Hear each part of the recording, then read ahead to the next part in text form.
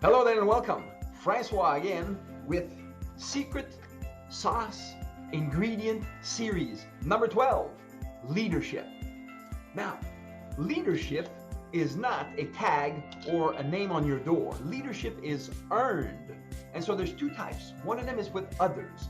Leadership with others, you need to have clarity on what it is that you're portraying because a confused mind takes no action, does nothing. So if you find that people are not following your leadership, you need to be clear. That's number one. Number two, self-leadership. Guess what? You need clarity as well. You need to be clear on what it is that you want to achieve because otherwise your confused mind will take no action. I have a gift for you. 3 videos and a workbook free of charge. There's going to be a link right below this on how to get unstuck fast. And guess what? The first part is clarity. Get clear and become a powerful leader. The type of leader that people want to follow. My gift to you is click on the link below and get this powerful experience of 3 videos with a workbook.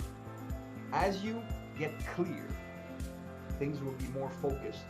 You'll know the steps to take in the direction of the goals and the things that you want. Not only for yourself, but for others as well. Enjoy and make it a great day. This is Francois from How to Become More.